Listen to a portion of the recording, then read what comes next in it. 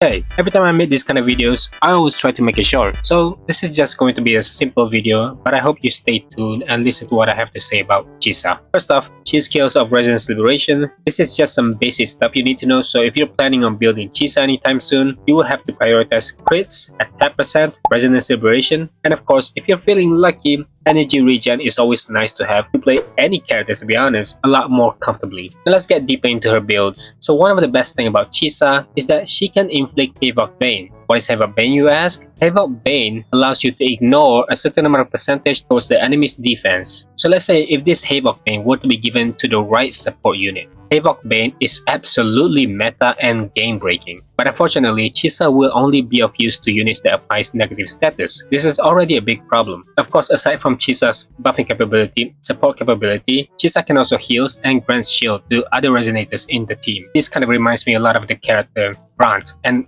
honestly, I do still think Brant is one of the best units in the game. Chisa is unfortunately not that character due to her limitations. We will get into that later with the whole addition that she can also allow your team to ignore 80% of the enemy's defense through this Thread of Bane. That will be the main topic of this video. One more thing I'd like to mention about Chisa is that her grouping is amazing. It is really good. It's fantastic how they execute that grouping and how you only need to perform her forte and then you have to hold the skill and it just drags all the enemies surrounding you. It's amazing. The visual of this grouping is fantastic. And I understand that you can't group these massive size enemies. I get that. Like you can't just drag these big chunks of an enemy. I understand. I get it. But sometimes these limitations just don't look good for the character. I mean, Chisa is already not doing enough damage as it is. I just think that, you don't need to nerf her any more than you already did. So allow the enemies like medium-sized enemies that are just human basic model getting pulled as well. It wouldn't be so bad. With that being said, let's get into as to why Chisa is not worth pulling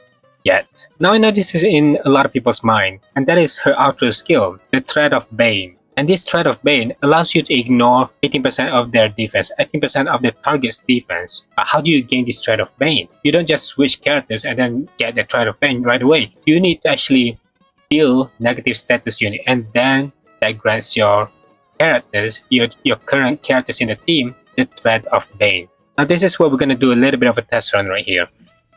Now let's try to get the Havoc Bane first, right here, and then we do the attack, and then bam, you get the Havoc Bane. Now I'm going to move Chakona far away so that it doesn't hit anyone, and those are the few that got Aero Erosion.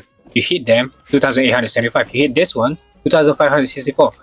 That one got the Thread of Bane. Like this one, you can get the Thread of Bane, but the others, like here right now, is hitting, but it doesn't deal as much damage, and you can just tell, right? You can tell by that. But that is Chakona. Chakona can easily perform the Aero Erosion and negative status effect. But what about characters like Katathea? She doesn't deal negative status, and you have to keep thinking like, what about characters like Zani?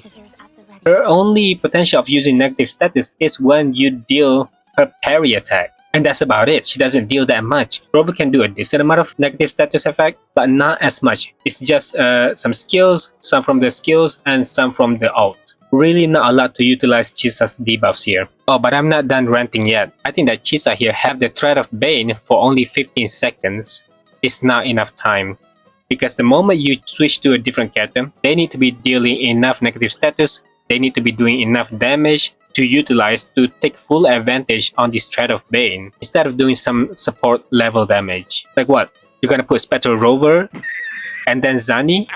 Of course not. Spectral Rover is already complete garbage at that point. But sure, maybe you can do like this quick swap method to build Concerto Faster to Zani, and then Zani can utilize the Thread of Bane. Sure. Maybe you build Concerto Fast enough for Spectral Rover and then you can just immediately switch to Zani. Maybe then you might actually use the Thread of Bane at its most potential. A lot of work, I know. Which is why don't even bother and just use Shorekeeper. Okay. That's why they put Chakona and Katathea in the first place.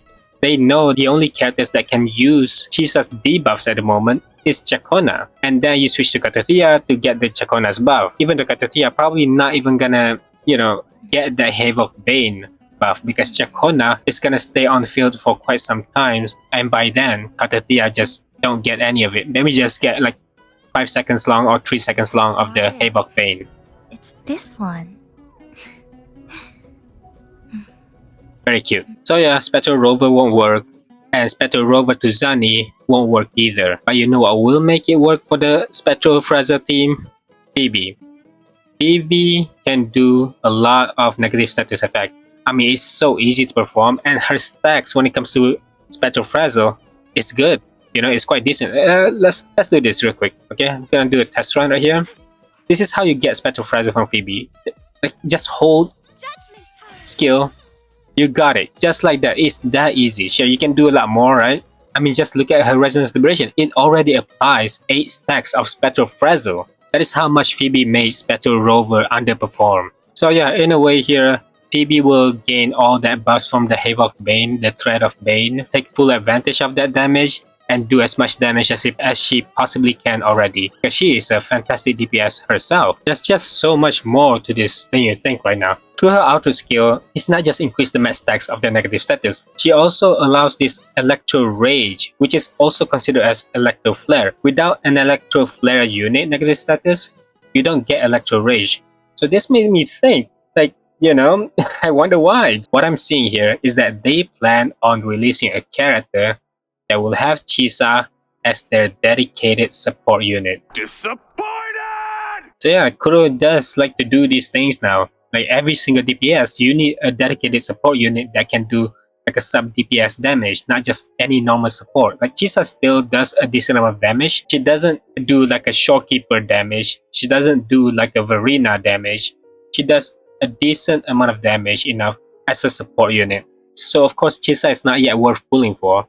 But when the character that does the Electro Flare negative status, Chisa might actually be a very good unit for that character. I mean, Chisa clearly isn't made for the current roster. There's just very few units right now that can apply negative status. And it's just too bad. That is why Chisa is currently underperformed. She's not doing so well as a unit. She's probably not even gonna sell well unless you see her as a waifu material. I get that. Good for you. You can pull for Chisa all you want. But if you want to think of utilizing Chisa as a meta, good unit to beat the game, all that stuff, it's probably gonna take some time until she gets her other character that she can use her full potential on. I do think her playstyle is a lot of fun though.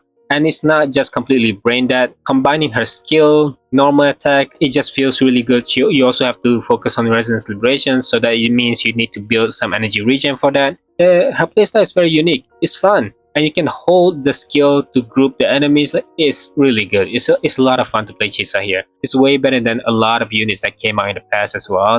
For example, Gabrena. Gabrena just spam a lot of normal attack. Hey, stop it! She doesn't do a lot of damage though. Gabrena does do a lot of damage.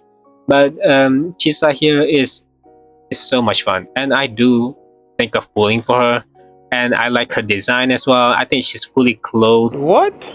Being fully clothed and looking that attractive, I mean, come on, right? In a gacha game, come on. She looks kind of nice. Just so you know, one more thing, I hate mentioning this over and over, but I do think this would be less of a problem if Kuro allows Rover to inflict arrow erosion himself, so that Katathea can also, perform the arrow erosion. So Katathea does a lot of decent arrow erosion. And if you have S3 Katathea, you can use Chisa. I think you can use Chisa quite well. S3 Katathea. You don't need Chakona anymore. You can have Chisa and Arrow Rover and Katathea. I think that will work. But that's about all I want to say in this video. That's really not a lot. I do think she's not that good of a unit right now, currently, for the time being. But she will definitely do better in the future. With a new roster, new characters that can do more negative status unit, more Electro Flare that can utilize that Electro Rage from Chisa here. She will be a good unit. But for now, she's kind of trash. That's about it. See ya.